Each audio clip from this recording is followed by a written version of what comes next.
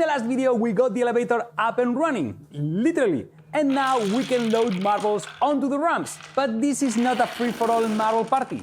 Marbles need time to gracefully transfer from the elevator links onto the ramps. And that's why I've been running the elevator so slow until now. But we need to load new marbles onto the ramps every second. And that means that I need to stop the elevator every second to let the marbles catch their breath and move on, nice and smooth. And to achieve just that, in the last video I showed you this quick and dirty way of starting and stopping the elevator just by fiddling with the speed of the motor. But let's set a few things straight. Point 1. My goal is to run the entire seconds clock using a single motor without any extra gizmos. Point 2. The rest of the clock needs a continuous non-stop rotation to tick along. And point number 3, and the most important of them all, changing the motor speed for each stop. That's just lazy. That's not how we do things around here, and you know that. So, as many of you correctly guessed in the comments, it's Geneva wheel time! It's Geneva wheel time. If you ever heard of the Geneva drive, you are probably picturing this classic setup. A driver wheel with a pin and a driven wheel with slots. The drive pin catches a slot, spins the driven wheel to the next position, and then it locks in place waiting for the next move. If you search online for a Geneva drive, you will see the typical 4 stops example, and you even may find a 6 stops example if things get really fancy. So let's take a closer look at the elevator's drive wheel. This wheel in here has 20 slots for 20 links, which means that we need 20 stops. 20. And let me tell you, I've never seen a Geneva drive with 20 steps. Never. Now, any sensible person will think there has to be a reason for that. And even do some research. I'm more of a find the hard way kind of person. So here it is, a 20-stop Geneva wheel. What could possibly go wrong? And to see if this works, I just need to swap the drive gear of the elevator for this one, which I think is going to take a while. This motor, of course, was temporary. We need to remove the links.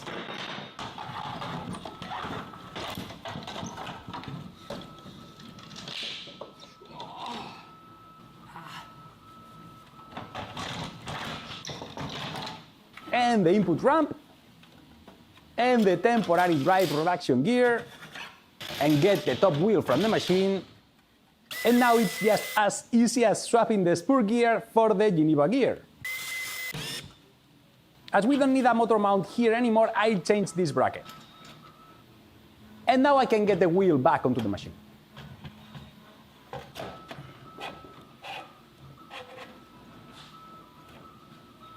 The large wheel is in, and now we need the driver wheel. I made this one with a 3-part sandwich to be able to hold the driving pin from both sides so it is stronger, and I also used bearings for the pin so it rolls more easily because this will have to move a lot of weight. And as we need these 3 parts in here to be really strong, I printed them with ASA from Prusa, the new proud filament sponsor of this channel. So let's get this in the machine and see if everything that I've done in CAD replicates in the real world.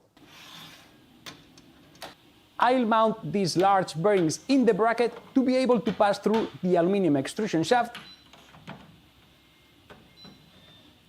and I'll keep it in place with this retention ring.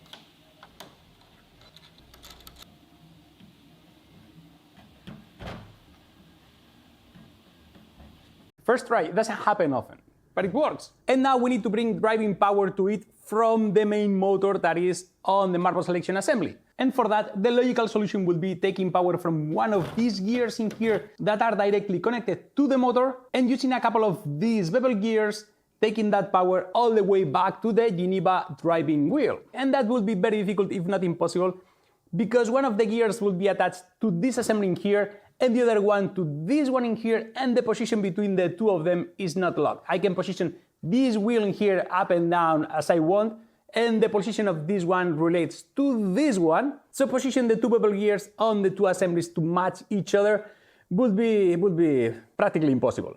So I've made this, which is way more exciting than bevel gears. This is a Cardan like the ones that you can find in car transmissions.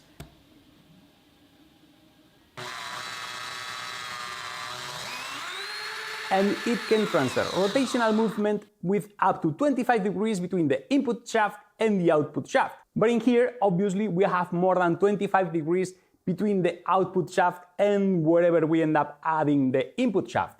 But that has an easy solution, just keep adding stages. And just like that, we have a 90-degree Cardan.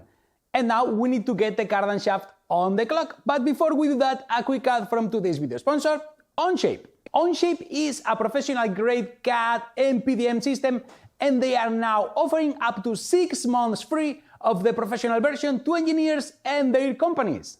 Unlike other CAD systems, Onshape was built entirely in the cloud, where every single action gets recorded so you can revert back to changes you've made, and works in a web browser so you can share and collaborate in real time with others, similar to Google Docs. Onshape has a GitHub-inspired method of branching and merging, so anyone in the team can work on their ideas without disrupting the main design and then merge that idea later if they want. And with Onshape there is a single source of truth, so no more searching for the latest version of a file.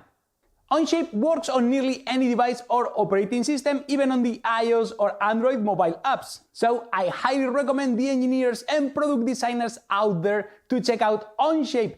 You can get started with Onshape for free at onshape.pro/Ivan Miranda. And now let's get back to the machine. I made a see-through case for the Cardan that will let us see what's going on inside for when inevitably one of these screws gets undone. And now I need to attach the Cardan to the output shaft. And now I'll close it up so I don't get my fingers in it. I'm slowly starting to realize that there are too many places where I can get my finger count reduced in this machine. And now attach the Cardan cage to the output bracket with what in hindsight are not very accessible screws. After lots of back and forth in the 3D model, I decided that this was the best spot to connect the Cardan shaft to the motor through one intermediary gear in here, which means that I need to remove the cam assembly from the machine, remove all the gears, assemble a new and way fancier frame,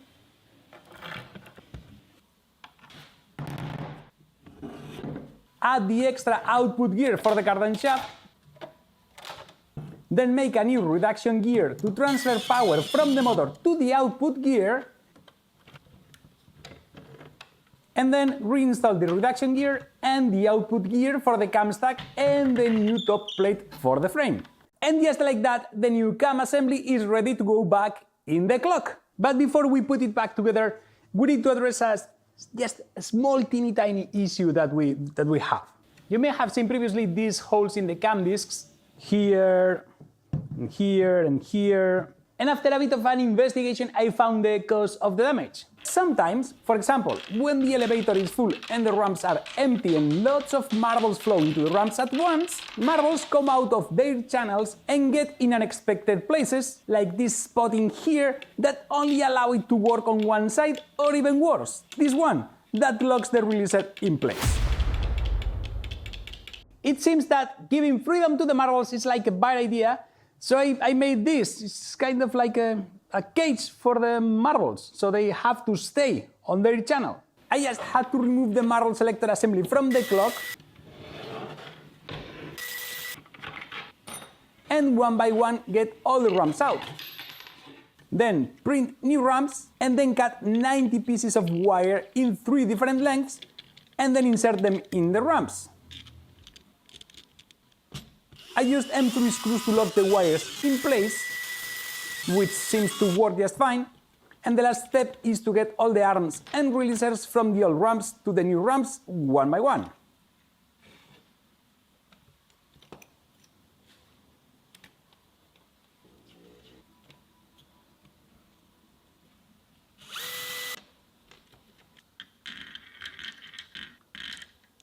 See, problem fixed, now the marbles can go nowhere. I took the opportunity to make a new marble selector frame and then got all the ramps back on the clock.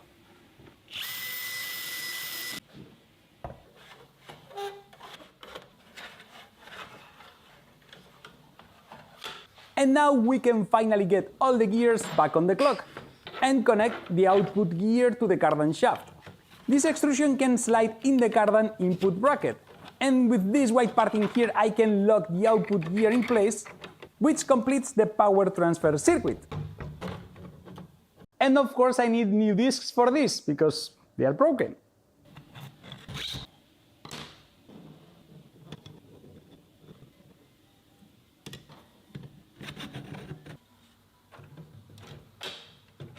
And it seems that we are finally ready for power. Let's try a bit faster.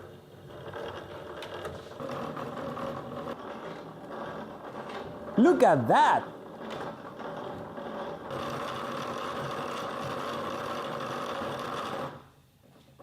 It seems to work just fine without the elevator links, which are the last part to get packed in the clock.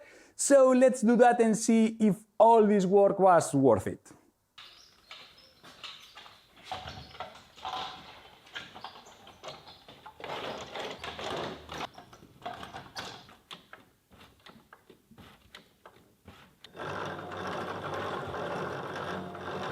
There is going to be a lot of friction between the driver wheel in here and the driven Geneva wheel on the elevator.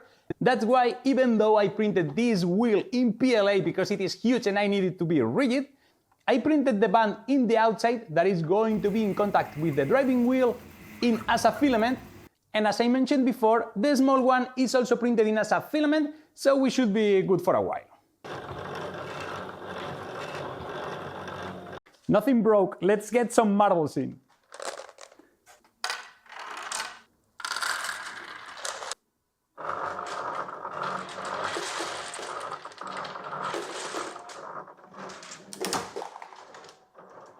What was that noise?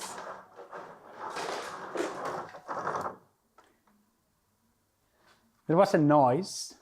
Did you hear a cracking noise? Of course, the elevator is not working anymore. It's not moving. Found the source of the cracking noise. See, the Cardan shaft broke.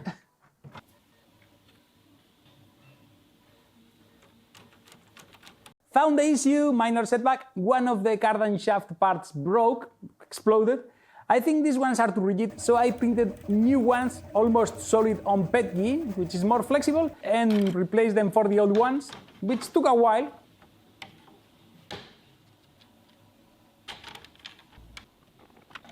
So, let's try again.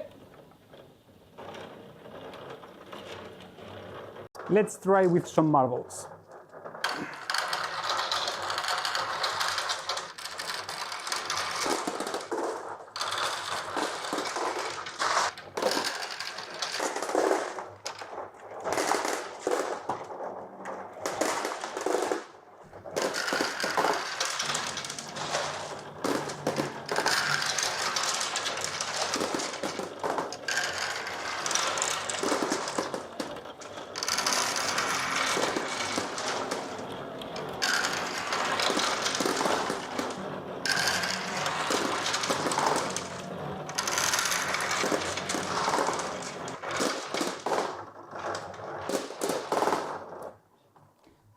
I cannot feed marbles fast enough.